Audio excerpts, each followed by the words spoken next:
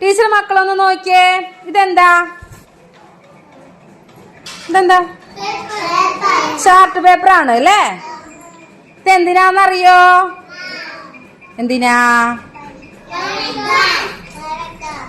വരയ്ക്കാനോ? ഇന്ന് നമ്മൾ വരക്കല്ല. ഇന്ന് ടീച്ചർ വേറൊരു ടാസ്ക് തരാം.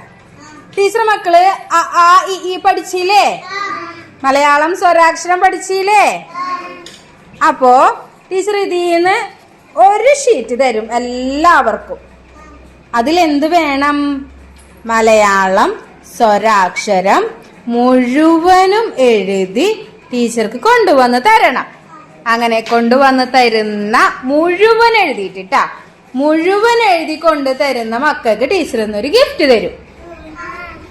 ആ ആ ഇ ഈ അത് അം വരെ ടീച്ചർക്ക് എഴുതി കാണിക്കണം. Okay, ready? എല്ലാവരും നോക്കിയേ. ഇതെന്താ? മിഠായി മാത്രം കാണുന്നുള്ളൂ ടീച്ചർ മക്കള്. സ്റ്റിക്കറും ഉണ്ട്. ഇതൊക്കെ എന്തിലാ ടീച്ചർ വെച്ചിരിക്കുന്നേ? ഒന്ന് നോക്കി, എന്തിലാ ടീച്ചർ മിഠായി വെച്ചിരിക്കുന്നേ? അതേത് പേപ്പറാ?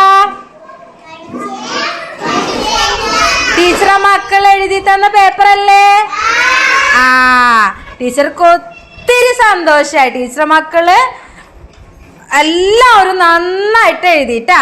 എന്നാലും 1-2 പേരുണ്ട് ശരിക്കും എഴുതാത്തത്. സാരമില്ല, നമുക്ക് പഠിക്കാട്ടാ, കുഴപ്പമില്ല ട്ടാ. ടീച്ചർ മക്കള് നോക്കിയേ. ഇതെന്തിലാ ടീച്ചർ ഈ ചോക്ലേറ്റ്സും അതുപോലെ തന്നെ നമ്മുടെ ഇമോജി ഒക്കെ വെച്ചിരിക്കുന്നത്? എന്തിലാ? ടീച്ചറെ മക്കൾ എഴുതി തന്ന ഷീറ്റിലാണ് അല്ലേ? ആൻസർ ഷീറ്റിലല്ലേ?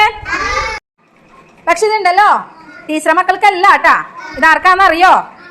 ടീച്ചർ പറഞ്ഞപ്പോഴേക്കും വളരെ നന്നായിട്ട് ടീച്ചർക്ക് ഒത്തിരി സന്തോഷമായി. വളരെ നന്നായിട്ട് ടീച്ചർ മക്കൾ എഴുതി. അത് ടീച്ചർ മാത്രം പഠിപ്പിച്ചതുകൊണ്ടാണോ? ആണോ? പിന്നെ വേറെ ആരാ നിങ്ങളെ പഠിപ്പിച്ചേ? വീട്ടിൽ ചെല്ലുമ്പോ ആരാ നിങ്ങളെ പഠിപ്പിച്ചേ? ഉമ്മച്ചിയും അമ്മയും ഒക്കെ പഠിപ്പിച്ചു അല്ലേ? ഇല്ലേ? അപ്പൊ ഇത് വീട്ടിൽ ചെന്നിട്ട് ആർക്ക് കൊടുക്കും? ഉമ്മച്ചിക്ക് കൊടുക്കൂലേ? അമ്മയ്ക്ക് കൊടുക്കൂലേ? കൊടുക്കൂലേ? ഇത് അവർക്കുള്ളതാണ് കേട്ടാ. ടീച്ചറ് നിങ്ങളുടെ വീട്ടിലുള്ള അമ്മയ്ക്ക് താങ്ക്സ് പറഞ്ഞിട്ടുള്ള ഒരു ഗിഫ്റ്റ് ആണിത്. ഇത് നിങ്ങൾ നേരെ വീട്ടിൽ ചെന്നിട്ട് അമ്മയ്ക്ക് കൊടുക്കണം. കൊടുക്കൂലേ? ഇത് ആര് തന്നാന്ന് പറയും? എന്തിന് തന്നാണെന്ന് പറയും?